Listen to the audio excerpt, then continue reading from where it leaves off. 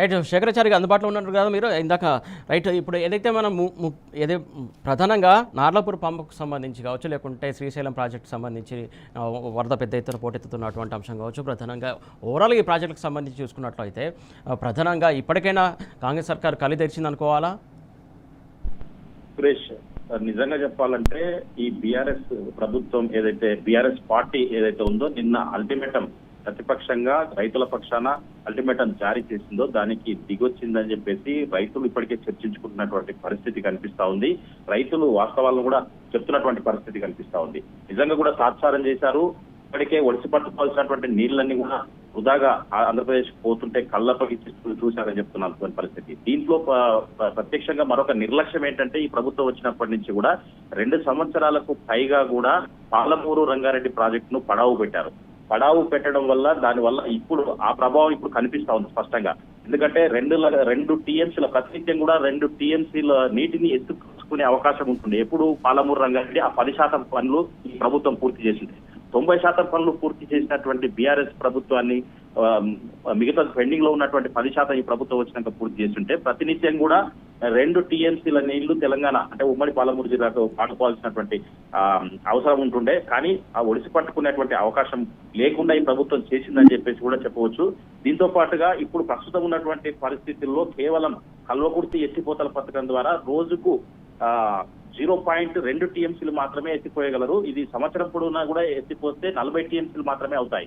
అయితే దీనికి సంబంధించి ఇప్పుడు ఇదే మొత్తము రైతులకు జీవనాధారం కాబట్టి దీన్ని కూడా అవకాశం ఉన్నప్పటికీ కూడా నిర్లక్ష్యం చేశారని చెప్పేసి కూడా రైతులు ఏదైతే బాధపడుతున్నారో ఆ బాధనంతా కూడా సమబాధగా గుర్తించినటువంటి బీఆర్ఎస్ నాయకులు అంతా కూడా మూకుమ్మడిగా 11వ తారీఖు రోజు BRS party working president KTR Elluru reservoir కు వస్తారు. లక్షల మంది కూడా రైతులు కదలి వస్తారని చెప్పేసి దాని తర్వాత మీరు కంట్రోల్ చేయలేని పరిస్థితి వస్తుందని చెప్పేసి ఎప్పుడైతే మాజీ మంత్రి నిరంజన్ రెడ్డి హెచ్చరిక చేశారో ఆ హెచ్చరికకు దిగొచ్చినటువంటి ప్రభుత్వం ఎలాంటి అంగు ఆర్పాటం లేకుండా రాత్రికి రాత్రే నీటిని వదిలినటువంటి పరిస్థితి కనిపిస్తా ఉంది.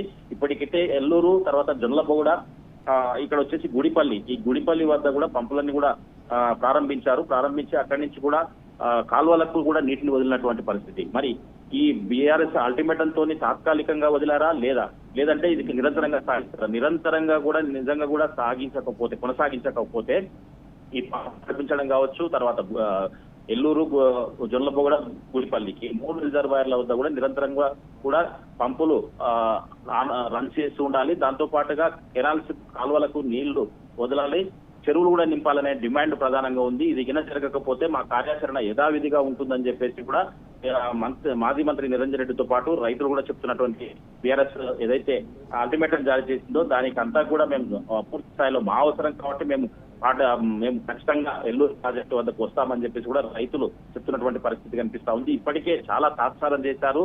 మొద్దు నిద్రపోతున్నటువంటి ప్రభుత్వాన్ని బీఆర్ఎస్ ప్రభుత్వం లేపడం వల్ల ఇదంతా కూడా జరిగిందని చెప్పేసి ఇది ఇట్లే ఒకవేళ నీళ్లు కంటిన్యూగా ఇవ్వకపోతే మాత్రం యథావిధిగా కార్యాచరణ ఉంటుంది. ఎట్టి పరిస్థితుల్లో ఇప్పుడు వస్తున్నటువంటి ఫ్లడ్ ను విడిచిపట్టుకోవాలి. ఒకవైపు ఇక్కడ మనకు అవకాశం ఉన్నప్పటికీ కూడా అవకాశం ఉండేటువంటి నీళ్లను సద్వినియోగం చేయలేదు. ఒకవైపు ఆంధ్రప్రదేశ్ కు అక్రమంగా తరలించకపోతున్నటువంటి నీళ్లు ఏవైతే ఉన్నాయో బురద అక్కడికి చూడనట్టుగా ఈ ప్రభుత్వం వదులుతుందని చెప్పేసి కూడా రైతులతో పాటు ప్రతిపక్షాలు కూడా ఆరోపిస్తున్నటువంటి పరిస్థితి కనిపిస్తా ఉంది. ఇప్పుడు ఫ్లడ్ వాటర్ అయితే చాలా అంటే శ్రీశైలం జలాశయానికి భారీగా వస్తా ఉంది.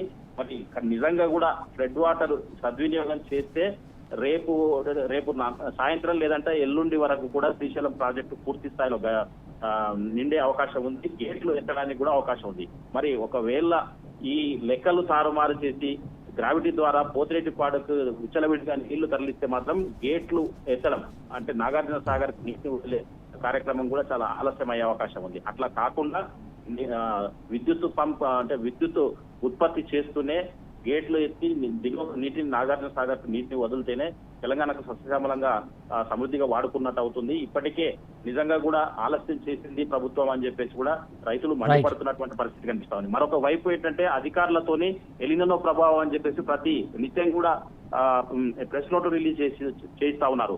వరి వేయవద్దు, అసలు ఆరుతడి పంటలు వరి వేయొద్దు, ప్రత్యామ్నాయ పంటలు చూసుకోవాలని చెప్పేసి నిన్న కూడా ప్రెస్ నోట్ రిలీజ్ కలెక్టర్ల చేత రిలీజ్ చేసినటువంటి పరిస్థితి.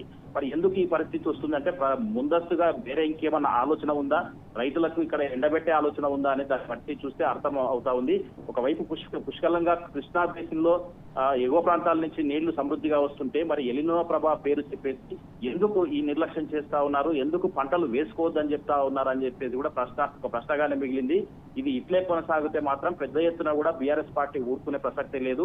నిరంతరంగా కూడా ఈ పంపులు నడిపించాలి, వాటి ద్వారా చెరువులు నింపాలి, వాటి ద్వారా కాలువలన్నీ కూడా గ్రౌండ్ వాటర్ పెంచాలి అని చెప్పేసి సదుద్దేశంతో ఈ ప్రణాళిక అంతా కూడా ఈ అల్టిమేటం కూడా జారీ చేసింది. దీనికి కట్టుబడి ప్రభుత్వం అయితే నీళ్ళైతే వదిలింది, దీనికి అంటే భయపడి వదిలిందా లేకపోతే కంటిన్యూగా నిరంతరంగా వదులుతుందా అనేది మాత్రం చూడాల్సినటువంటి అవసరం ఉంది. ఒకవేళ నిజంగా కూడా కంటిన్యూగా నిరంతరంగా ఈ నీటి విడుదల లేకపోతే మాత్రం పెద్ద ఎత్తున ఆందోళన అయితే కొనసాగే అవకాశం అయితే కనిపిస్తా ఉంది. Suresh, thank you Shekharachari.